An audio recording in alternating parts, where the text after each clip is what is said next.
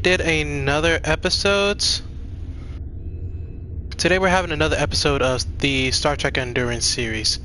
And of course, as you guys have noticed that we have done a previous one, which was Second Contact. I didn't copy it from Star Trek Lower Decks, I'm afraid, because technically it's our second contact. Our first contacts with them didn't go quite as well. You know, we dealt with Vodwar and stuff, but that was pretty much first contact for us, and that was several years ago. I I guess roughly about 4 years ago. So it's been quite some time since I visited the Delta Quadrant since then. Because usually my ship hides and operates in the Gamma Quadrant now. So, more or less. I mean, it still operates in the Alpha Beta quadrants, but most likely if I were to, rest or, get some sleep, leave the TV on or something, my ship would most likely be hiding in the Gamma Quadrant in like a nebula or some crap. Something of that kind of sort. So, of course, this is going to be a different kind of live stream. This time it's focusing on a certain bridge officer who has joined our crew recently. We captured him. Well, can't say capture, actually. We, there was like a incident that happened. Long story short, he got an escape pod. We found him on our trip to the contested zone. And of course, he was eager to join our crew. Of course, he sent out a distress signal and we came over to investigate on our way there. I mean, he's now part of our away team, our new away team actually, which involves 2 new members and stuff like that. So, of course, these are all cutscenes, and of course, I'll be watching with you guys. Of course, how he came to be part of our crew. So, without further ado, let's begin. Ah, come in. I have a special assignment that requires a delicate touch. A science ship on patrol in grid Beta 53-30 received an encrypted message from the Voth. This wasn't a message from a military ship or the Voth leadership. This was an encoded short-ranged burst from a Voth science outpost. I think we may have a friend in the enemy's ranks. It'd be best if any communication from our side didn't come from our leadership, for reasons you'll soon see. I want you to pursue a dialogue with this individual. See if we can turn them into an ally. That is all.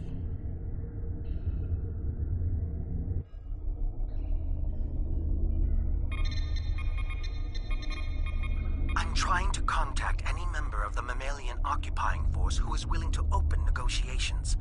I am Nelen Exile of the Voth Circle of Archaeology, and I believe that we have common scientific goals that can only be achieved without the interference of our respective militaries.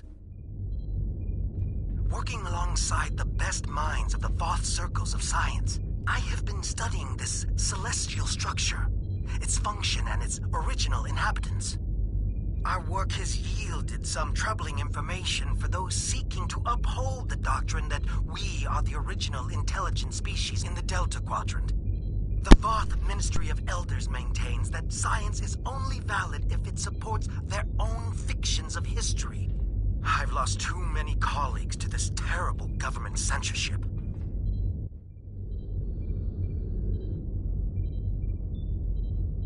What I've been able to discover on my own and away from government interruptions is that this sphere was created by a race under direct control of a species called the Iconians. Even ignoring the huge cache of records we found here, the mere existence of this sphere proves that there are powerful entities my government refuses to acknowledge, perhaps to our ultimate doom. I will not be so naive. Left high and dry by my own people, I am left with few options. There must be a sympathetic ear out there that realizes we have entered the nest of an enemy that neither of us are prepared to face alone.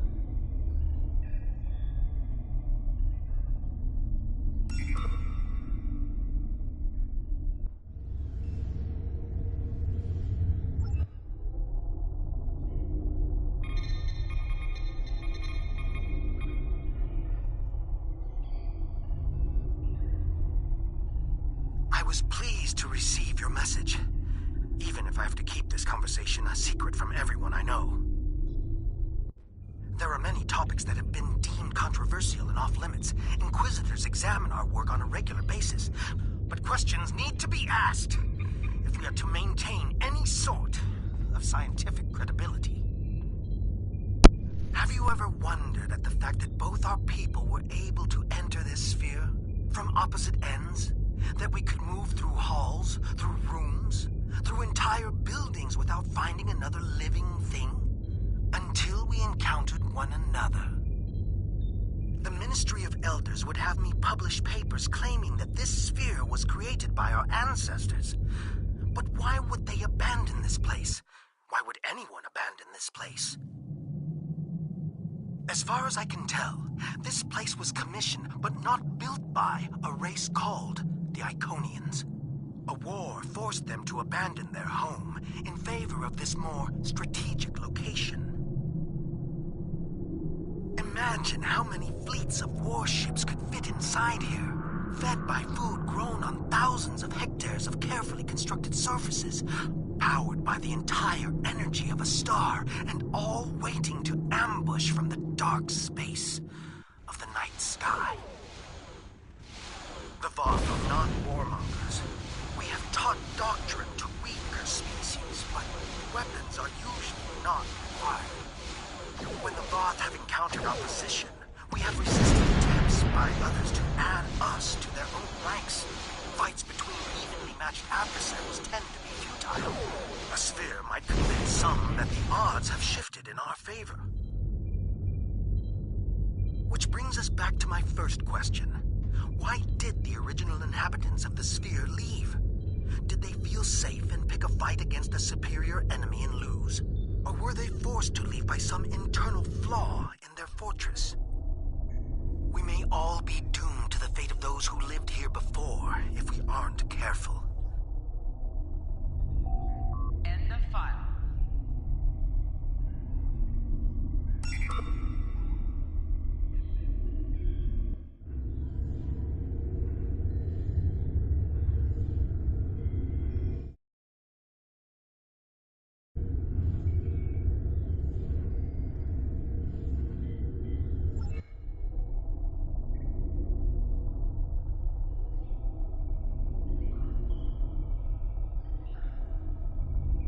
Hello. Thank you for continuing to remind me that there are other sane minds out there. My concerns about the dangers of the sphere's technology have fallen on deaf ears. In rebuttal, I'm fed propaganda about the sphere's Voth origins and how easy my job should be. But how easy can a job be if I'm constantly being interrupted by alarms and avoiding catastrophes? In my lab, the Ministry of Elders and their Inquisitor lackeys have installed accomplices who are willing to answer yes when I say no. Advancement is their only goal, not reason, not discovery, and certainly not safety. Unfortunately, they are rarely up to the tasks for which they volunteer. But the problems may be bigger than incompetent lab techs. No one here wants to hear that we may not be capable of using this technology, or that the cost of trying could be the destruction of this entire sector of space. The builders of this sphere aren't here to tell us the results of their experiments, but I'm convinced that something did go terribly wrong. There is evidence of a celestial trauma that has significantly reduced the energy output from this installation's central star. Add to that the fact that the spires have been optimized for a different spectral band than the one that this star produces, and we're left with strong evidence of a large-scale industrial accident. Such an accident would explain why this place was abandoned. I've conducted a detailed scan of one of the spires and found trace amounts of tetrion particles. Any industrial accident large enough to leave these trace tetrion particles thousands of years afterwards would have permeated all organic life caught in the blast with enough tetrionic energy to force any survivors to retreat to subspace. So, If the creators of this technology weren't savvy enough to prevent such a huge disaster, what chance do my people or yours have to do any better? I fear this technology. I fear it in not just the wrong hands, but in any hands. We need to work together to make sure no one tries to activate the sphere. Our lives may depend on it. End of file.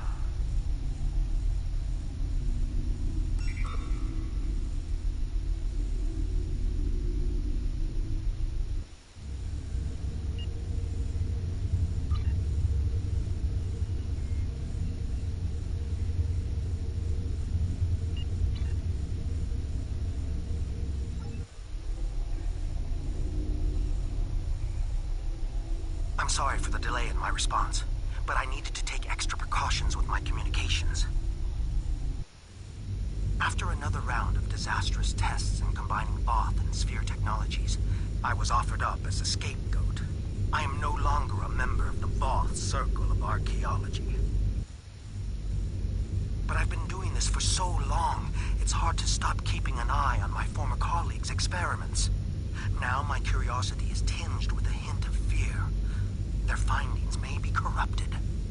When it was discovered that the Omega particles generated by this structure were sent to collection sites in the outer shell, the first thought was to blindly jumpstart this process, rather than to methodically determine its purpose.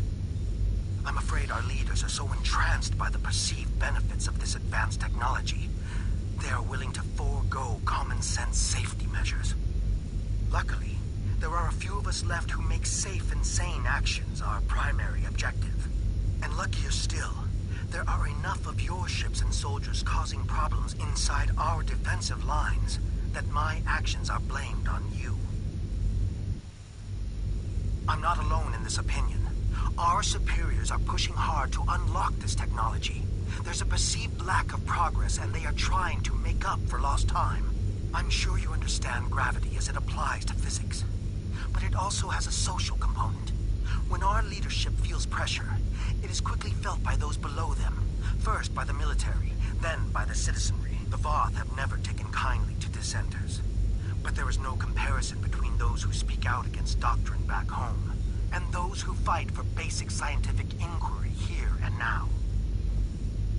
I fear I'll be discovered at any moment, but I fear even more that the work I'm doing won't continue on. Please stay safe. End of file.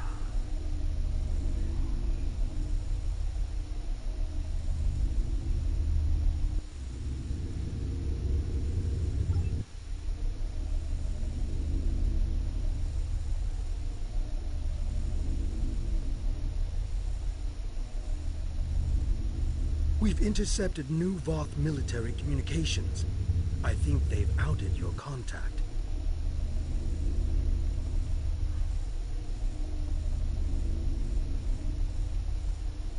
One file received at 0530 hours today.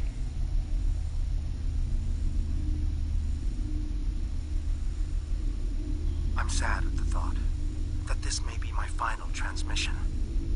I've enjoyed our talks together, but I came across something tonight that is too important to leave to chance. I was recently assigned to the Circle of Material Sciences.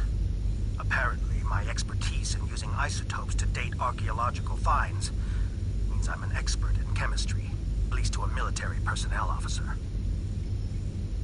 One disadvantage of keeping disciplines separate based on expertise is a lack of shared knowledge, where my new colleagues added footnotes about inverted tetryon particles. I saw a connection to omega molecules, a connection of which they were unaware. On a small scale, my hypothesis yielded a small rift. Applied to the scale of this entire facility, this sphere was built to travel through subspace, across the galaxy. The Voth leadership was excited to learn of this discovery as well.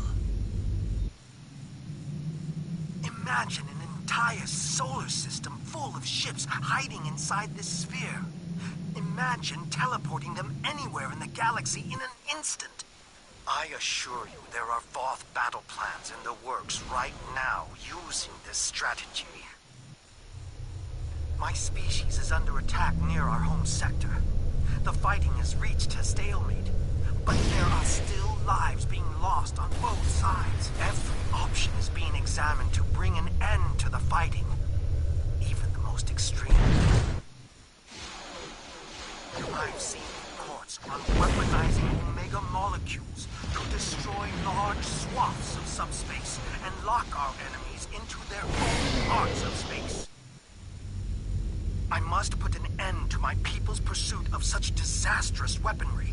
I will not have a part in isolating the Voth race by making space unnavigable, even at the price of a continuing war. My work with the Voth is finished. Hopefully I will not follow suit. End of file. Go get him. Maybe you can find him before his people do.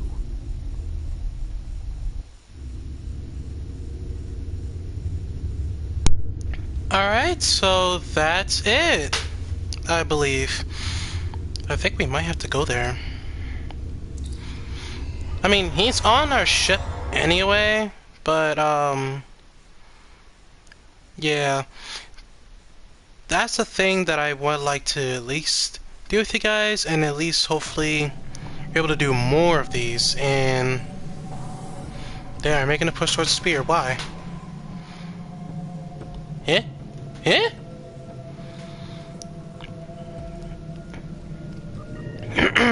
Anyway. Yeah, so that's almost just about it as I can...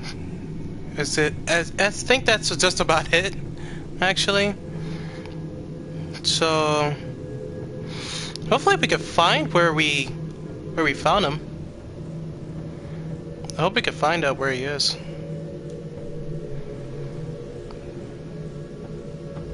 Maybe we'll find him.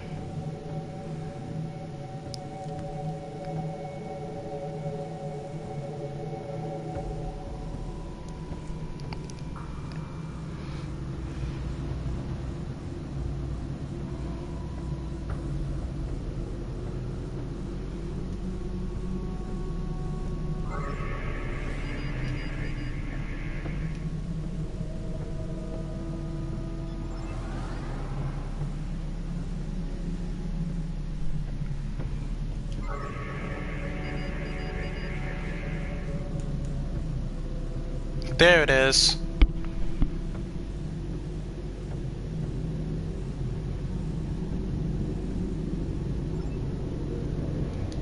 Hey, duty officer assignment.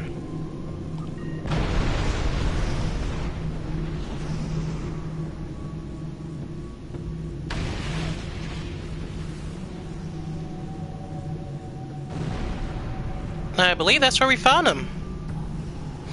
In a little escape craft. So, that concludes for today's series of Star Trek Endurance. Of course, I wasn't expecting to do 2 episodes today, but, you know, when you have the time by yourself, you're able to actually do what's possible, actually. But, of course, this is the new ship, the Acheron. The 17011J. Yeah. I've been Luis, and thank you so much for watching. And goodbye.